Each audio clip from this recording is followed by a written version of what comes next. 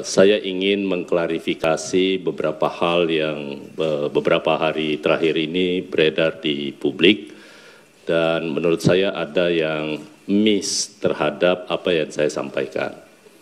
Yang pertama, bahwa konteks dari pernyataan saya itu adalah terkait dengan pernyataan Bapak Presiden di Kairo terkait dengan pengampunan. Nah, karena itu ada 3 hal yang mendasari dan merupakan konteks dari persoalan ini.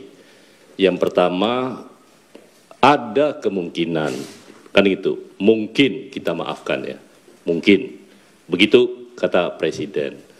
Yang kedua, bahwa di dalam pemberantasan tindak pidana korupsi, sama sekali Presiden tidak akan memberi toleransi. Ya, tidak akan memberi toleransi. Yang ketiga, kalaupun akan ada pengampunan, setelahnya akan diikuti dengan proses penegakan hukum yang sangat keras. Bahkan beliau mewanti-wanti supaya jangan sampai ada aparat penegak hukum untuk membekengi terhadap satu kasus tertentu. Kan clear pernyataan Presiden seperti itu.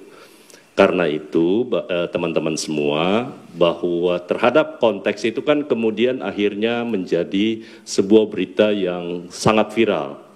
Bahkan ada yang menyatakan kalau Presiden mengampuni koruptor, Presiden bisa dijerat dengan pasal 55 KUH pidana. Atas dasar itulah kemudian saya sampaikan bahwa ada pihak yang menyatakan seperti itu mungkin lupa terkait dengan hak konstitusional Bapak Presiden yang diberikan oleh Undang-Undang Dasar, di mana pasal 14 daripada Undang-Undang Dasar kita memberi hak amnesti, abolisi, ataupun grasi dan rehabilitasi kepada Bapak Presiden untuk semua jenis tindak pidana. Nah, apakah nanti ke depannya proses ini akan ditempuh? Belum ada keputusan sama sekali. Itu baru wacana yang dilontarkan. Bahwa wacana untuk memaafkan koruptor itu kan bukan perkara baru. Itu sudah lama. Bahkan oleh Prof. Mahfud juga disebut, beliau pada saat menjabat sebagai Menteri Kehakiman, beliau sampaikan pernah mengusulkan itu dengan menempuh beberapa cara. Bahkan beliau menyatakan bisa mencontoh apa yang dilakukan oleh Latvia kalau tidak salah ya. Dan juga Afrika Selatan. Artinya waktu itu menurut Prof. Mahfud itu tidak ada yang berani. Nah, karena itu teman-teman semua, saya ingin menyampaikan bahwa urusan amnesti ataupun pengampunan maksud saya, di dalam hukum pidana kita sudah mengenal itu dalam praktek ya. Satu, untuk tindak pidana korupsi kan sudah ada restoratif justice yang sudah diterapkan di beberapa aparat penegak hukum, tergantung jumlah kerugian negaranya. Karena kalau semuanya diterapkan, kalau kerugian negaranya 50 juta, 100 juta, padahal biaya untuk penanganan perkaranya kan jauh lebih besar dibandingkan dengan korupsinya yang sedikit, itu satu. Nah, yang kedua yang ingin saya luruskan adalah menyangkut soal denda damai. Yang saya maksudkan itu adalah mengcompare, karena undang-undang tindak pidana korupsi ataupun juga undang-undang kejaksaan khusus kepada tindak pidana ekonomi, dua-duanya itu adalah tindak pidana yang merugikan keuangan negara, merugikan perekonomian negara. Karena itu ada ruangnya yang diberikan, dan ini bukan barang baru terkait dengan proses pengampunan, karena kita sudah pernah melakukan 2 kali tax amnesty.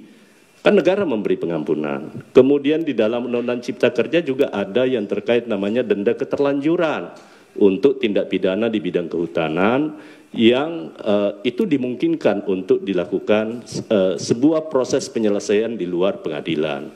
Nah, karena itu hanya compare bahwa ada aturan yang mengatur, tetapi bukan berarti Presiden akan menempuh itu, sama sekali tidak. Karena bukan domain Presiden kalau menyangkut soal denda damai tadi. Itu adalah kewenangan yang diberikan kepada Jaksa Agung ya.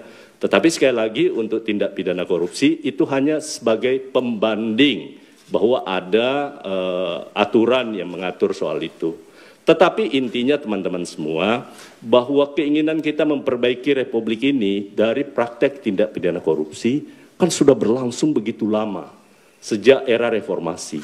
Tetapi sampai hari ini kemudian kita tidak bisa menyelesaikannya secara baik. Nah karena itu ada semangat baru yang diinginkan oleh Bapak Presiden. Silahkan kita akan bicarakan menyangkut soal mekanismenya nanti kalau toh kebijakan pengampunan itu akan diambil oleh Bapak Presiden. Tetapi sampai hari ini kita baru di Kementerian Hukum lagi menyiapkan rancangan undang-undang tentang grasi, amnesti, abolisi, dan grasi. Nanti kalau sudah selesai, kami akan sampaikan kepada kawan-kawan semua. Jadi sekali lagi terkait dengan isu denda damai tadi itu adalah hanya mengkompar menyangkut soal penyelesaian suatu tindak pidana di luar pengadilan. Itu aja intinya. Kita punya contoh-contoh yang lain. Saya rasa itu yang perlu ingin saya sampaikan kepada teman-teman. Sekali lagi ini kalaupun nanti ada yang salah mengerti dengan apa yang saya ucapkan, ya saya menyatakan saya mohon maaf. Tetapi sekali lagi itu hanya contoh atau komparasi terhadap penyelesaian tindak pidana yang terkait dengan merugikan perekonomian negara di bidang tindak pidana ekonomi dengan tindak pidana korupsi. Saya rasa itu ya. Terima kasih. Assalamualaikum warahmatullahi wabarakatuh.